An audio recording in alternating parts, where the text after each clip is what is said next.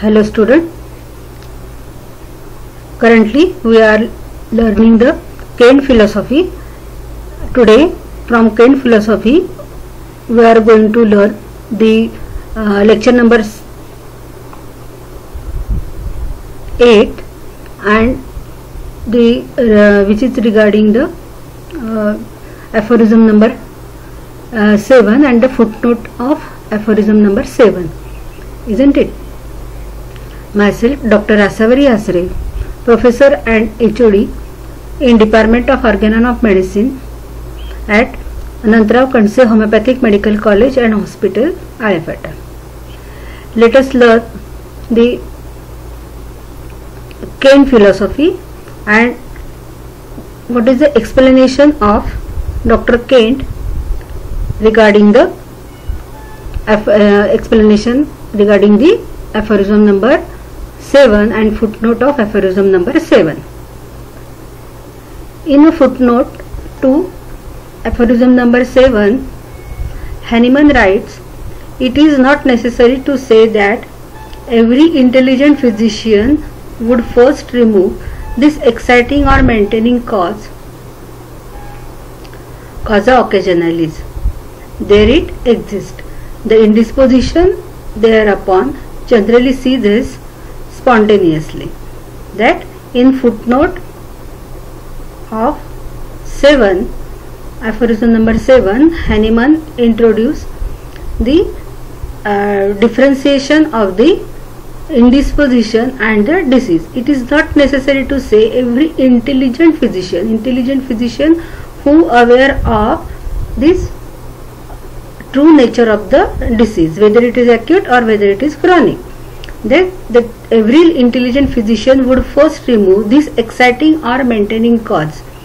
That is a causa occasionalis, the cause which is responsible for the phenomena or which is presently existed, isn't it?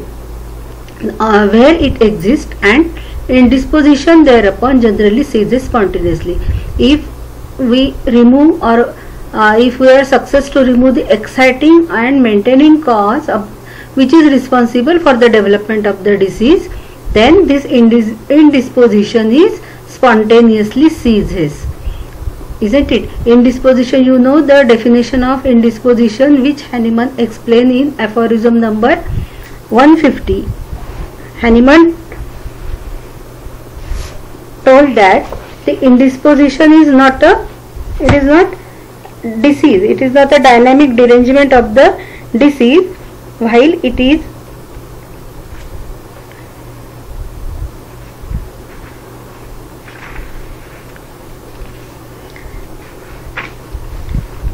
according to aphorism number 50, if a patient complains of one or more trivial symptoms that have been only observed a short time previously, the physician should not regard this is a fully developed disease that require serious medical aid.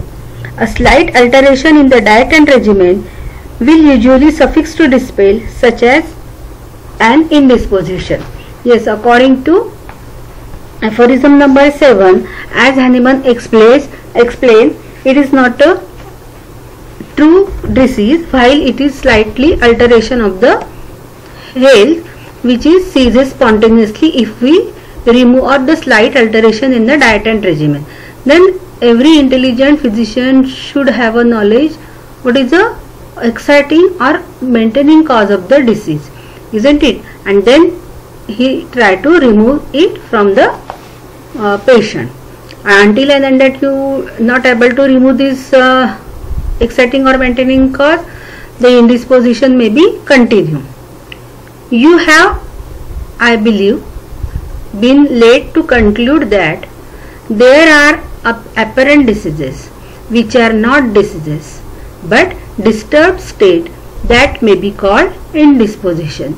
Yes, here he explained the definition of indisposition, that is these are the apparent diseases which are not true disease. True natural diseases are not there, whether there is the involvement of the miasm, isn't it? while there is a slight alteration in the state of health, and whatever is the symptoms which are produced by the vital force against this, whatever is the assault or stimuli to the health. For example, there is an inadequate sleep because we watched the movie on television or on your mobile, and then because of this sleeplessness, because of this lack of sleep, which is essential for the healthy human being, and on the subsequent day you develop the headache, isn't it? Then it is not a serious disease, but it is a still indisposition because of this exciting cause. There so many examples are there.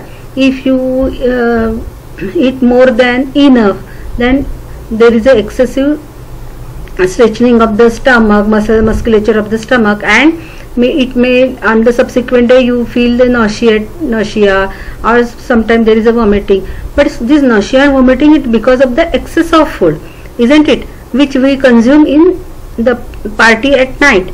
It is not a disease, and therefore the slight, according to Hahnemann, the slight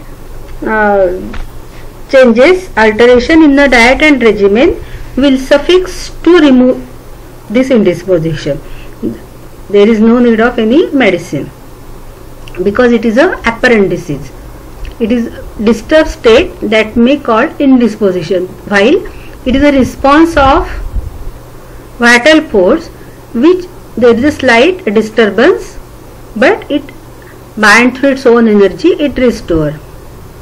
A psoric individual has his period of indisposition from external cause. Yes, a psoric individual, psoria represent all functional changes, and indisposition, it is also apparent and very transient changes occur, and these are not occur at very deep. Pathological changes are not developed, only the functional changes occur, and because of the external cause.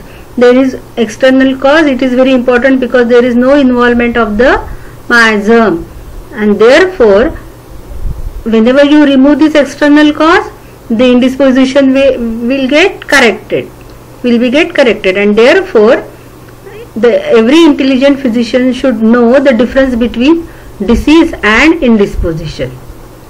A psoric individual has his period of indisposition from external cause, but these external causes do not inflict psora upon him.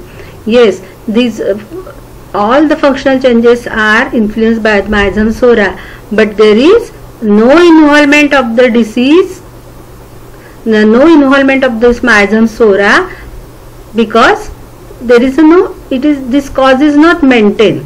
It is only for time being, and therefore whatever is the transient changes, whatever is the apparent changes are occur, it is because of the miasm psora, and some functional changes are there because of this, and some abnormal sensations are also developed in the state because of the response of vital force against this stimuli, which is the external cause, isn't it?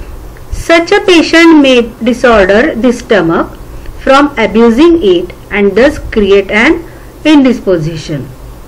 Yes, one of the example is given by him, the stomach from abusing it. This stomach, because of the overeating, there is the insult of stomach, and because of this abusing, unwanted or the excessive food, it create an indisposition, and against this nausea and vomiting such symptoms are created, and these symptoms are expelled without any medication also, and without because it is not a very serious disease. Only slight changes in diet and regimen, that means take some nimbu pani, or you can say charge, etc. you can take, and it will be get corrected. Indisposition from external causes mimic the miasm. Yes, it mimic the miasm, that is, it mimic the disease. That is, their group of symptom is an imitation of a miasmatic manifestation.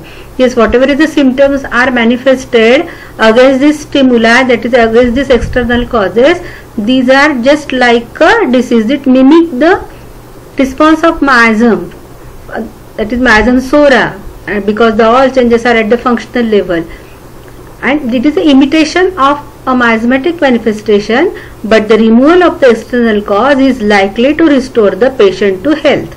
Yes, what happened in indisposition? When we remove the external cause, the indisposition will get corrected and restore the patient to health by and through its own energy of vital force.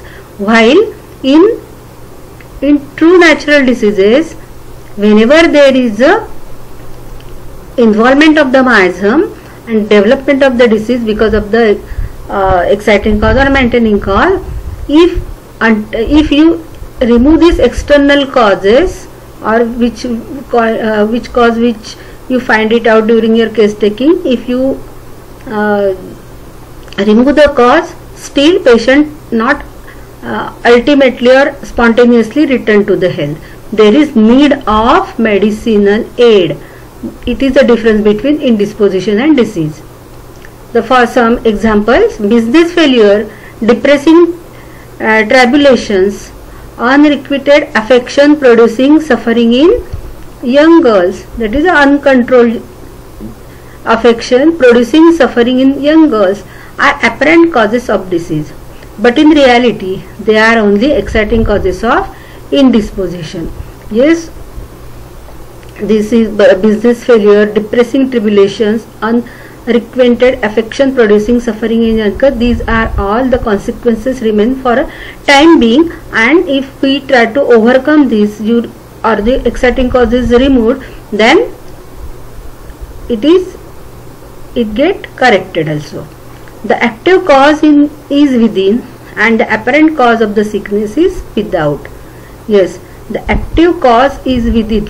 The active cause act within, that is affected the internal man, affect the vital force, there is a derangement of the vital force, while the apparent causes of sickness is without, while the causes of indisposition is from without, means from outside.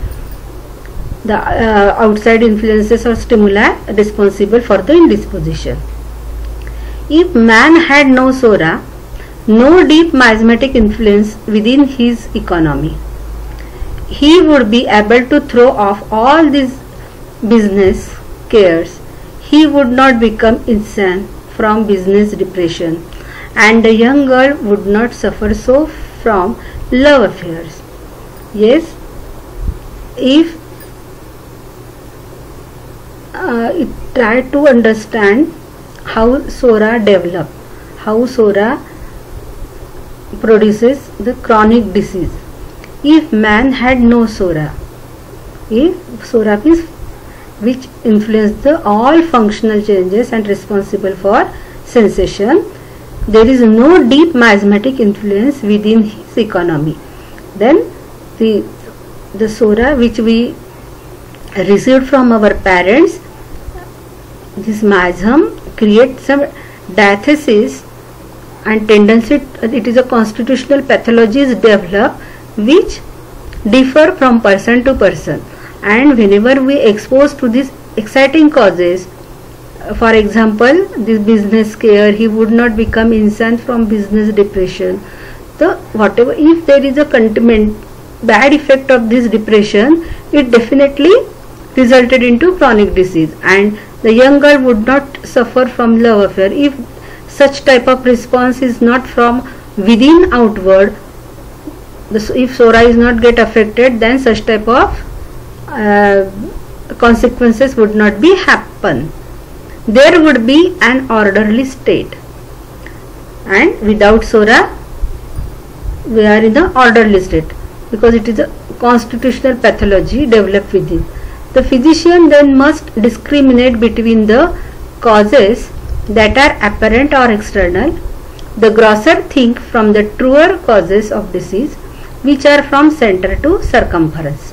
Yes, the physician must discriminate between, he is able to discriminate between whatever is the external cause of the disease, that is a grosser thing, coarser thing, from the truer cause of the disease.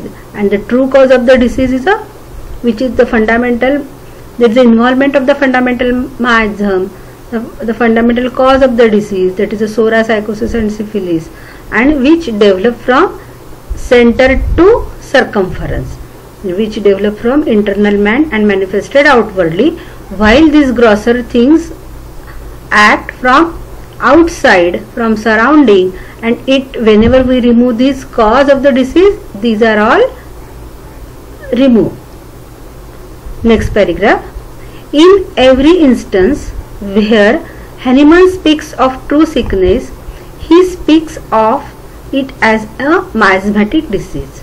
Yes, whenever Hahnemann speak regarding the true sickness, he speaks of as a miasmatic disease, but here he employ another word.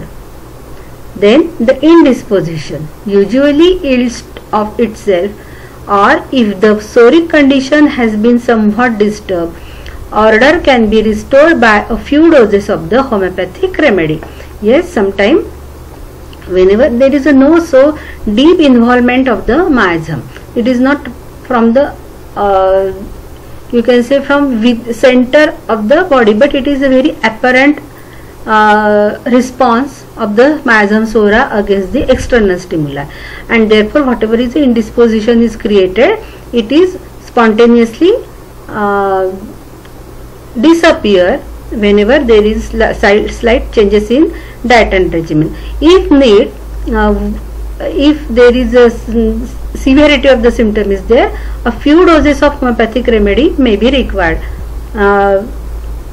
One of the example given by him, how it is indisposition get corrected with the help of homeopathic remedy, because the homeopathic remedy is homeopathic treatment is a natural treatment, and it restored the person naturally without suppressing the any eliminating product from the body, and therefore it is always helpful for the patient. To illustrate, if a man has disordered his stomach, it will be right itself on his ceasing to abuse it. Yes, if there is a disorder of stomach because of any exciting cause, example of overeating or whatever is a heavy food, this fried food, then the stomach get upset, and the stomach will get corrected if we ceasing to abuse it. Then you avoid all these things which are not suitable for your stomach. But if the trouble seems somewhat prolonged, a dose of medicine like Nux vomica or whatever remedy is indicated will help the stomach to right itself, and so long as he lives in an orderly way, he will cease to feel this indisposition. Yes, whenever there is such type of incidents are occurred in our daily life, whenever there is overeating or any heavy food we consume, and there is some disorder of the stomach, then very 1-2 doses of the Nux vomica will correct it, or whatever is the remedy which is indicated will help the stomach to right itself, because the disease is apparent, it is from outside, and because of the exciting cause, there is no deeply involvement of this miasm there, and therefore no need of much medication or not need of any anti-miasmatic treatment. And so long as he lives in an orderly way, yes, he by understanding that his disposition towards a specific symptom, he will cease to feel this indisposition, and when he avoid all these things which make a disorder in his state, then whenever he is up to the time he ceases, he may remain away from this indisposition. He should avoid all these things which create the indisposition, isn't it? Let us take the next paragraph. The physician will remove from the room strong smelling flowers which have a tendency to cause syncope and hysterical suffering. Yes, it is a one of the example given by Dr. Hahnemann in his footnote that if any lady has a tendency for the syncopal attack and because of the strong smelling flower, then until and until we remove this strong smelling flower from the room, the patient would be in a collapse state, isn't it? And it is necessary to remove the reason of this syncopal attack or hysterical suffering, that is a strong smelling flower, isn't it? Until and until you remove the strong smelling flower from the room, the symptom would be continue, isn't it? It is a treatment for indisposition, removal of the exciting cause. There are some nervous girls who are so sensitive to flowers that they will faint from the odor. Yes. Have you seen any type of patient in your life? Some girls, nervous girls, yes, these are very much sensitive to flower and they will faint from the odor. Then it is the only remedy to remove this flower from this sensitive girl. There are another individual who are zooxoric in their nature. Zooxoric means who are hypersensitive and hyperactives. This hypersensitivity created by the Mason Sora, and therefore he called who are zooxoric in their nature that they cannot live in the ordinary atmosphere. Some must be sent to the mountains, some to warm lands, some to cold lands. Yes, one of the example is given here. According to this diathesis of individual person, they dispose towards the certain symptom, and certain atmosphere would be not suitable for their survival, and therefore the ordinary whatever is the ordinary atmosphere is there, they have a problem in this ordinary atmosphere, and therefore some must be survive at the mountains, some will prefer the warm land, and some to the cold land. This is removing the occasioning cause, the apparent aggravating cause of suffering. A consumptive in the advanced stage, one who is steadily running down in Philadelphia, must be sent to a climate where he can be made comfortable. Yes, this example is given. It is not a indisposition, but it is a survival. The suitable survival in the suitable environment, or how the individual will survive in that atmosphere which his body is for the body which is suitable. The a consumptive in advanced stage, consumptive in the tubercular patient.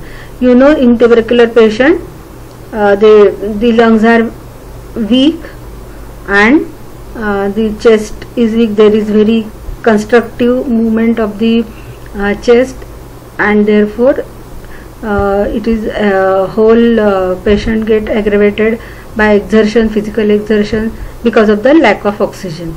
And in this advanced stage of the consumption, that is in the tuberculosis case, patient patient become very much weak and need the more oxygen.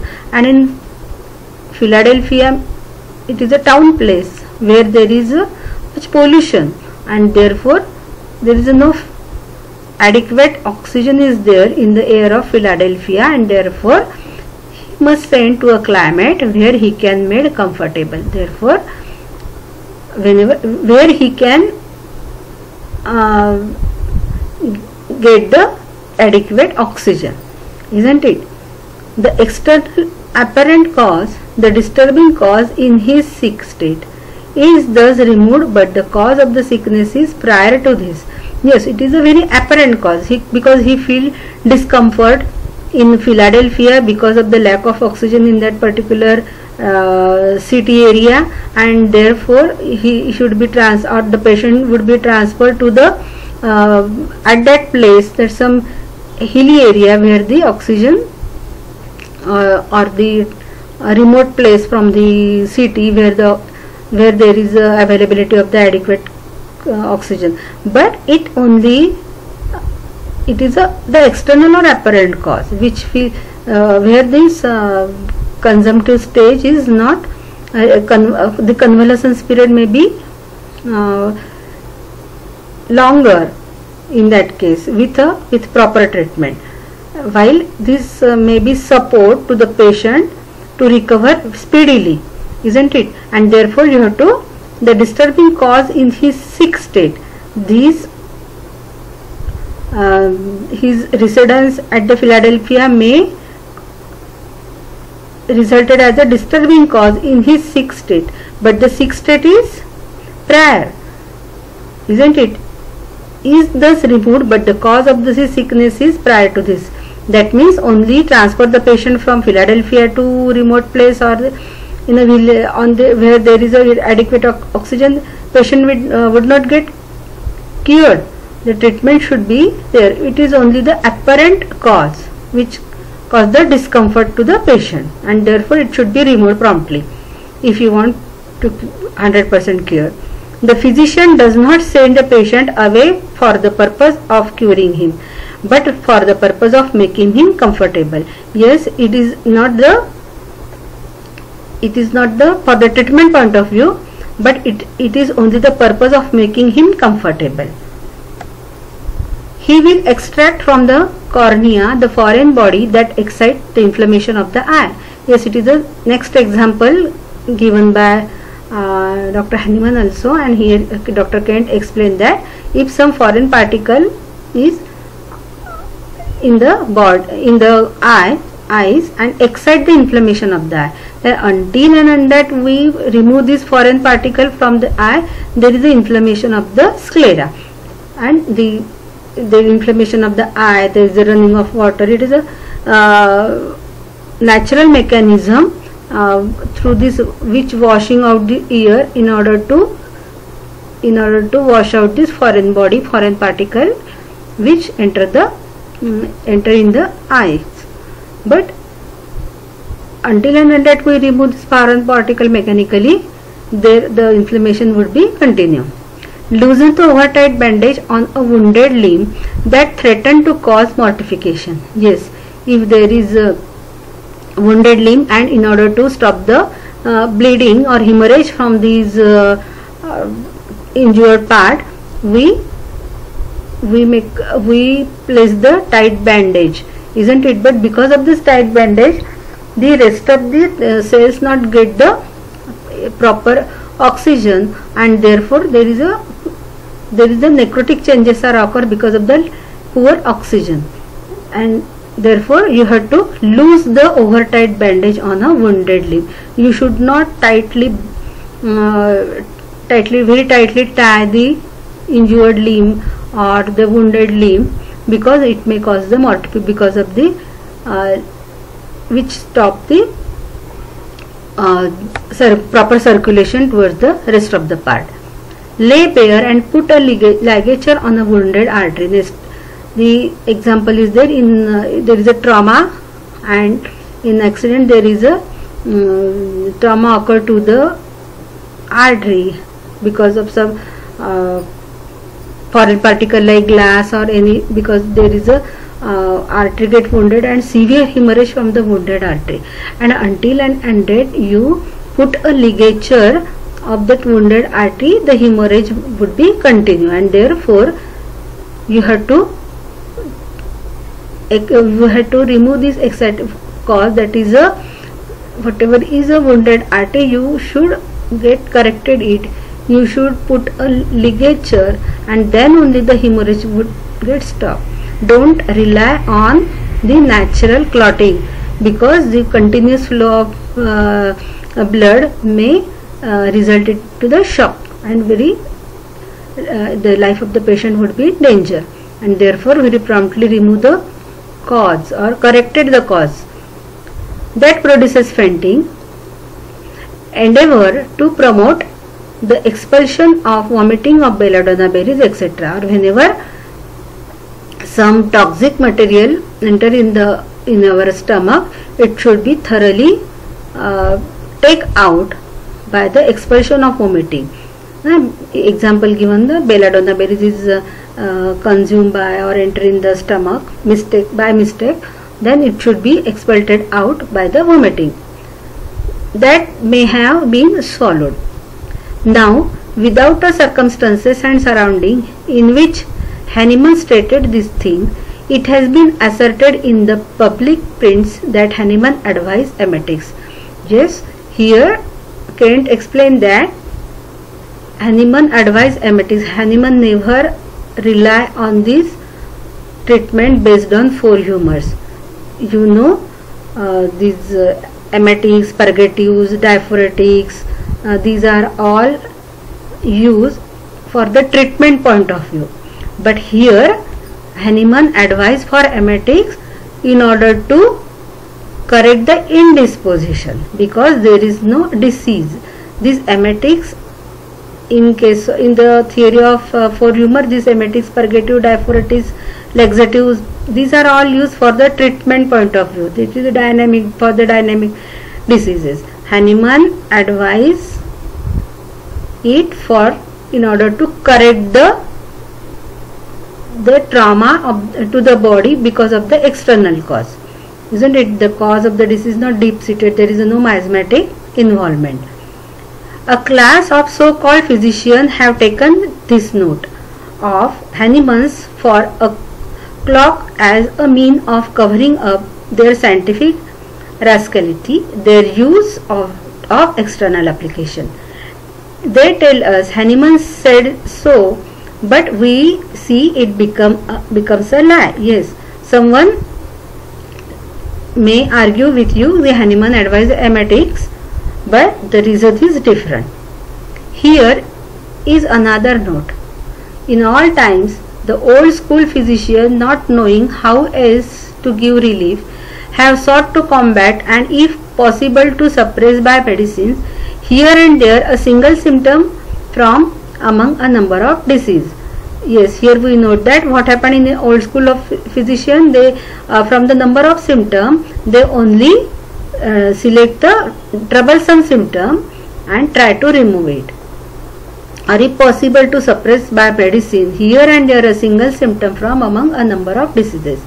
This course of singling out a group of symptoms and treating that group alone as the disease is incorrect. Yes, only select only one troublesome symptom and try to correct it, 1 or 2, and give different medicine for the removal of this symptom. It is very incorrect because it has no due relation to the entirety of the man. Yes, you classify the human being, whole human body in different part, different organ, and try to treat them separately. It is very incorrect way. It is a totally devoid of the concept of holistic concept, and therefore we lost the entirety of the man. But you should assume this person as a whole, patient as a whole, and in conjoint, or you can say in collectively, you have to collect all the symptoms and how the whole human being is react to the this exciting cause or maintaining cause. A group of symptoms may arise through the uterus and vagina, and one who is of this understanding has a plan for removing only the group of symptoms that belong to his speciality, whereby he thinks he has eradicated the trouble. Yes, in case of the various there are the theme of specialists. There are a number of specialists are available which they totally devoted to only the specific system and specific organ. The gynecologists are recommended for any complaint of the female which specifically related to the reproductive system, and whenever any case go to along with this problem of the menorrhagia, metrorrhagia, leukorrhea, or any type of problem which is arise from the uterus or vagina, that means the reproductive system of the female, and he visited to the gynecologist. The gynecologist only examined the reproductive system and tried to treat it separately, isn't it? The gynecologist never consider the female as a whole. There is a relation of his mind with his reproductive system, or the reflection of his mental condition on the physical plane. There is totally devoid at the patient as a concept of the patient as a person, and therefore they only try to concentrate, they only concentrate on a particular organ. In the gynecologist only concentrate at the uterus and the reproductive system of the female, and try to remove this group of symptoms that belongs to his speciality. And therefore it is a very poor concept that there is a classification of the one individual into different systems, and different systems hand over to different specialists, isn't it? Whereby he thinks he has eradicated the trouble. Hahnemann condemns this doctrine. We see at once its great folly. Yes, Hahnemann always condemned this, to classify the whole body into different system or different organ and treat them separately. He emphasized on the sick as a whole. In many instances, there are at the same time manifestation of heart disease, liver disease, etc. That is, speaking in their terms, there are not disease at all, as we know. Yes, we know there are no, we are not understand the disease with the name. The specific name totally confuses. The specific name totally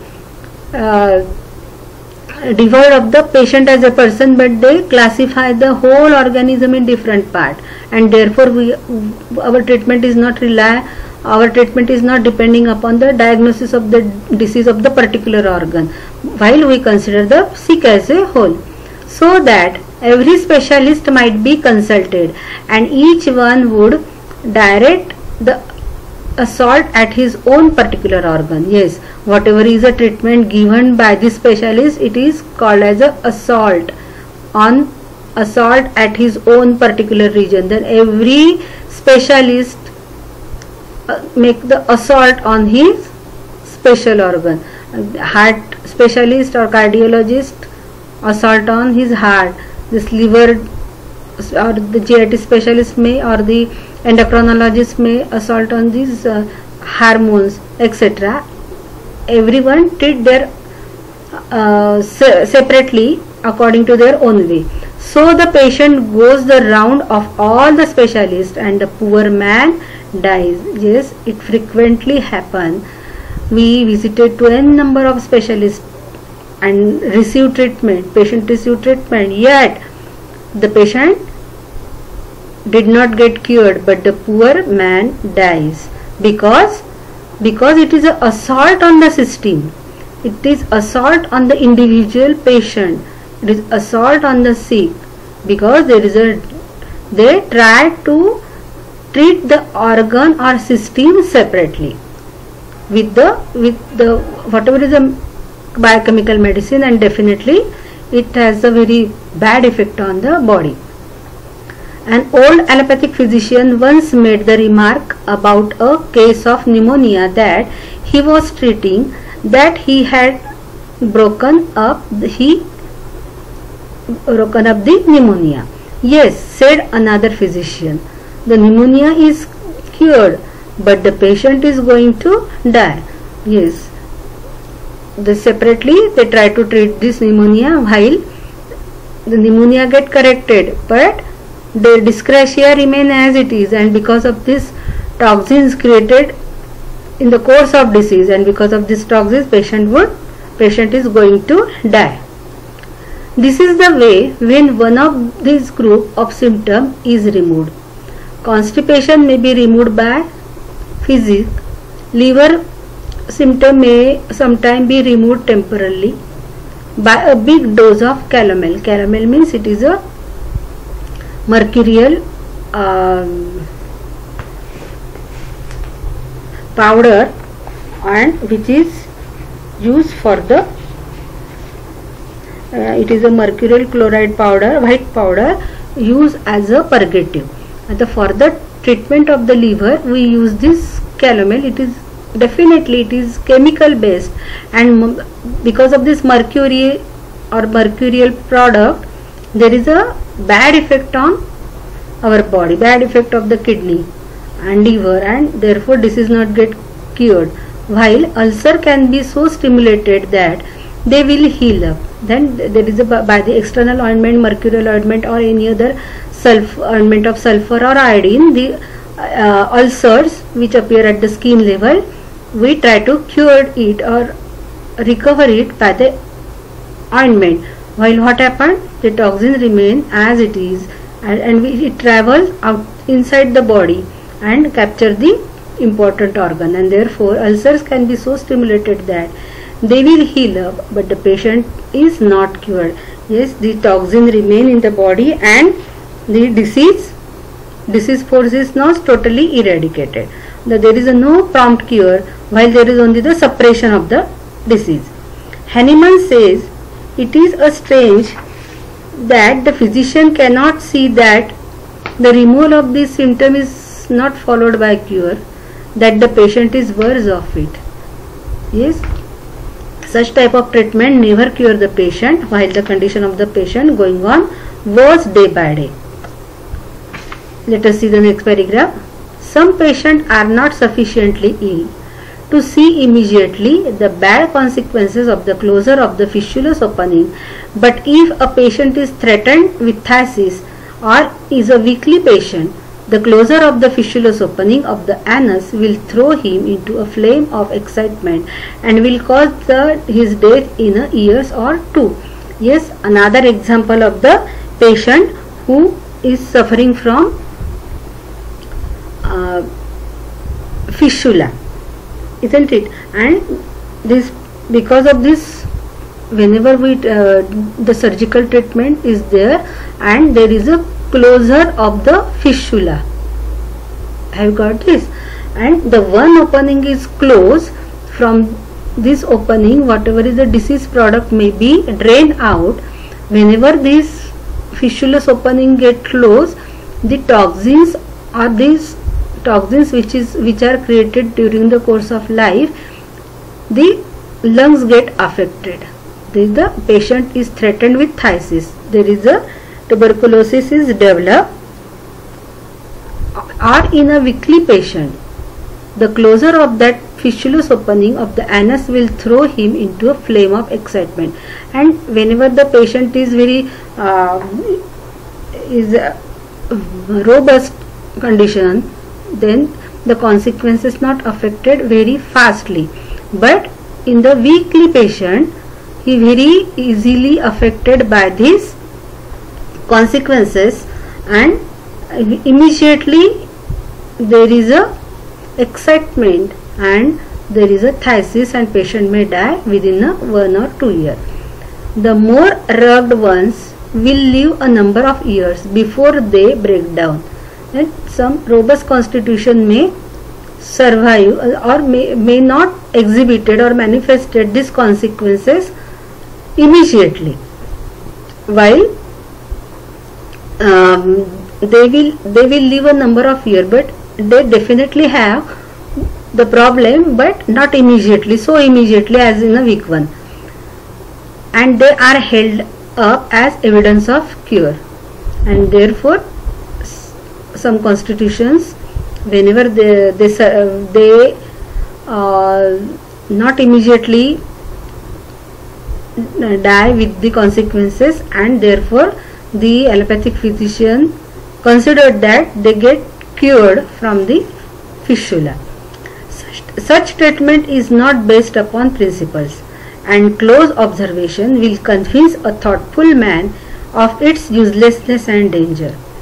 The fistulous opening came there because it was of use, and probably if it had been permitted to exist, would have remained as a vent means outlet until the patient was cured. If we try to treat this patient of fistula, then until and that the internal man get, or the vital force get cured, the vent is not closed because it is an outlet, and it whatever is a vent or this opening, it will be closed at the last of the process of cure, but not in the initial days of the cure. When the patient is cured, the fistulous opening ceases to be of use. The necessity for it to remain open he ceased, and it helps up of itself. Let us see the next paragraph. The organon condemns on principle the removal of external manifestation of disease by any external means whatever. A psoric case is one in which there is no external or traumatic cause. The patient perhaps has the habit of living as nearly an orderly life as it is possible for anyone to assume at the present day, going a regular round of service, using coffee and tea not at all or only in small quantity, careful in diet, removing all external things which are the causes of indisposition, and yet this patient remains sick. Yes, what happened nowadays? Whenever the patient try to living the orderly life, but he is not remain away from the disease, yet this patient remains sick.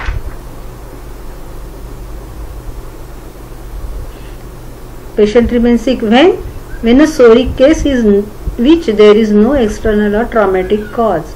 Yes, whenever there is a dynamic derangement of the vital force, and because of the maintaining cause, the Myasthenia sora get excited and develop into the chronic disease, then the best regulated mode of treatment also not keep the patient away from the development of the disease, and therefore patient remain the sick. The signs and symptoms that are manifested are the true impress of nature. Yes, these signs and symptoms which are produced during the course of time, these are only indicated. These are the only indication for the treatment point of view.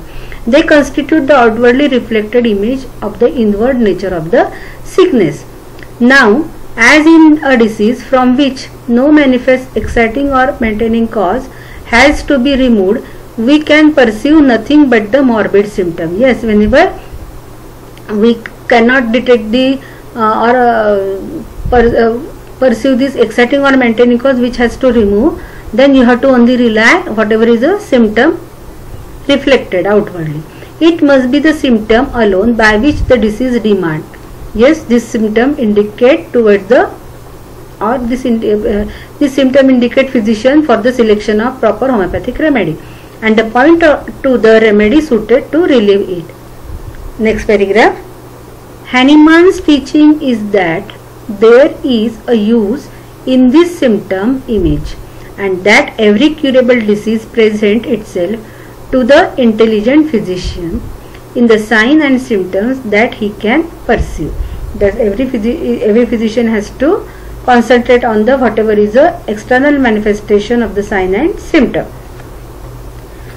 In viewing a long array of symptoms, an image is presented to the mind of an internal disorder, and this is all that the intelligent physician can rely upon for the purpose of cure. Yes, the all array of symptoms, that is the totality of the symptom which we take out from the after case taking. This image is represented the internal disorder. The whatever is the sickness, the nature of the sickness is you can only know through the symptom. This divides homeopathy into two parts: the science of homeopathy and art of homeopathy. What is the scientific part of homeopathy? Let us learn. The science treats of the knowledge relating to the doctrine of cure, the knowledge of principle or order, which may you say is physiology, the knowledge of disorder in the human economy, which is the pathology. This is the science of disease, not morbid anatomy, and the knowledge of cure.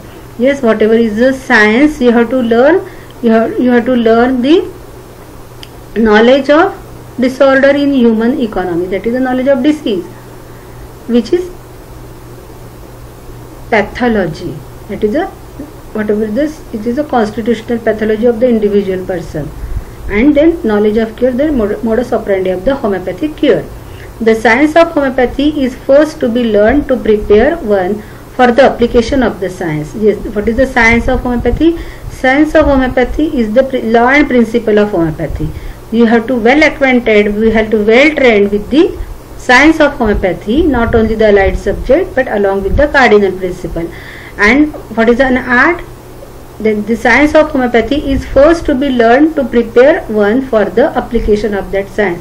This, the skillful training should be or the physician should be trained skillfully and learn the science of homeopathy, that is a law and principle of homeopathy. And then which is the art of homeopathy, that is the application of this science is the art of homeopathy. Because what do you mean by art? Art is, it is an individual criteria. The science is applicable for each and everything, but whatever is the receiving power and the expressive power, it is totally differ from person to person. Therefore, the application of this science in the practice, it is the art of homeopathy. If we cast our eyes over those who have been taught, self-taught or otherwise, Kant says that there are different category of learned, that is a self-taught, म्हणजे जे स्वतःहून शिकले आहे, or otherwise, ज्यांना चांगलं training दिले गेलेले, who have been taught, self-taught and otherwise. We see that some can learn the science, become quite famous and pass excellent examination, and are utterly unable to apply the science. That means the only passing the examination is not a not the indicate the skillful training, isn't it? It is only for the examination point of view, only secure the mark.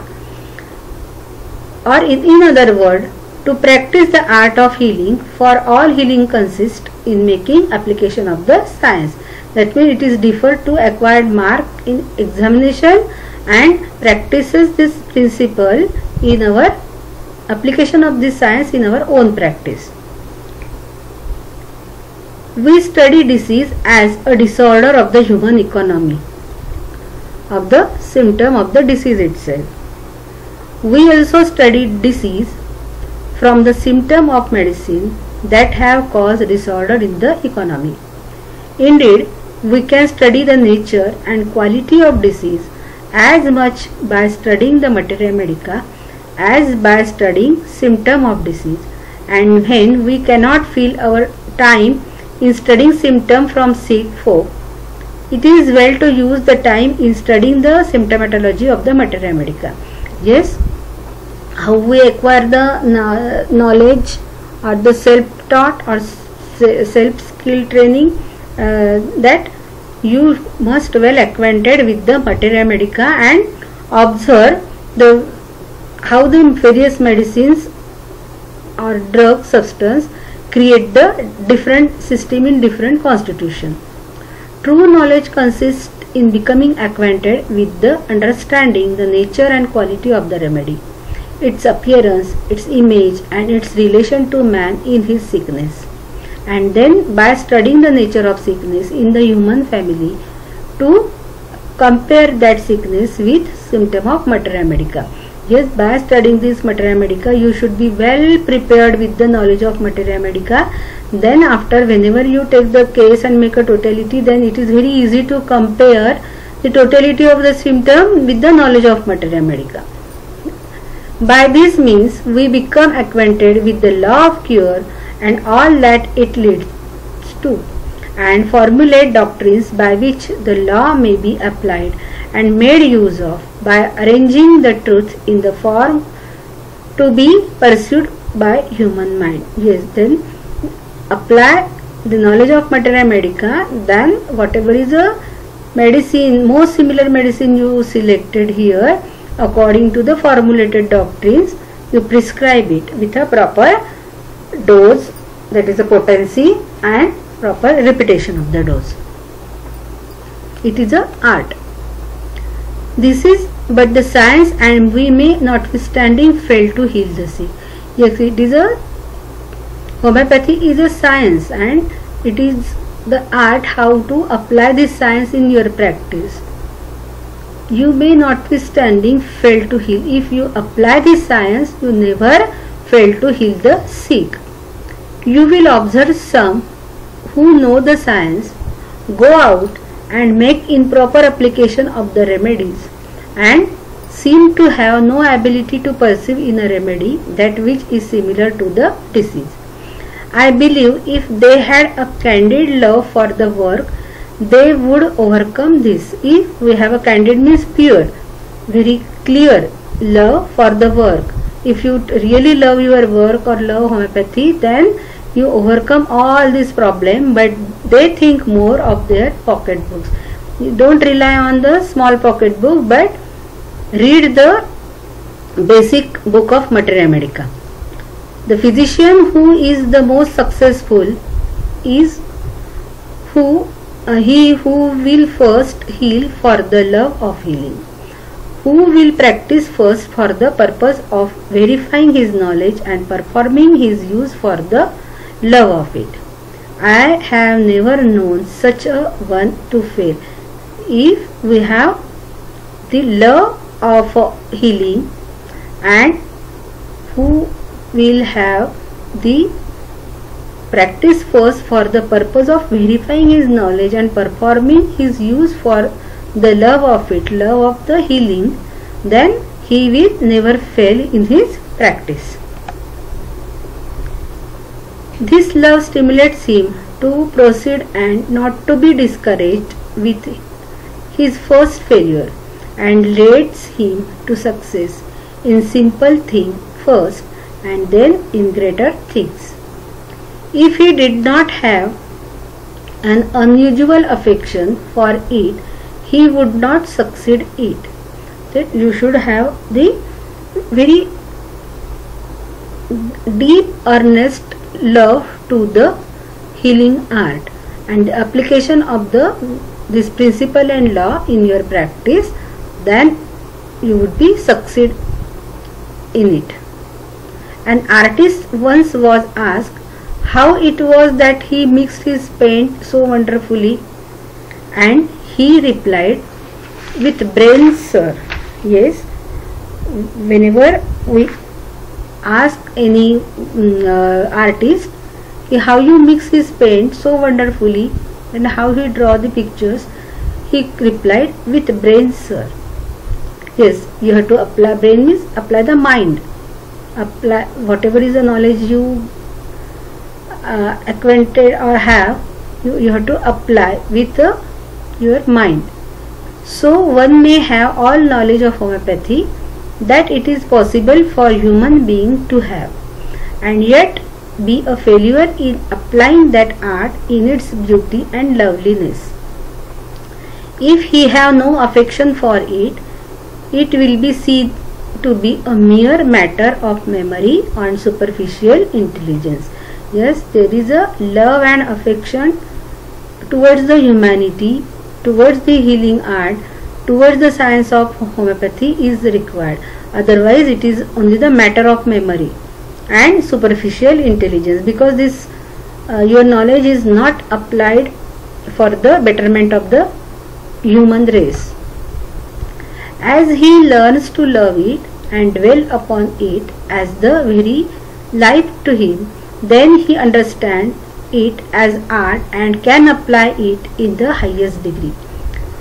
The continuous application of it will lead any physician to ordinary intelligence so far into the perception of his work that he will be able to perceive by the symptoms the whole state of the economy, and when reading provings to perceive the very nature of the sickness expressed in the proving.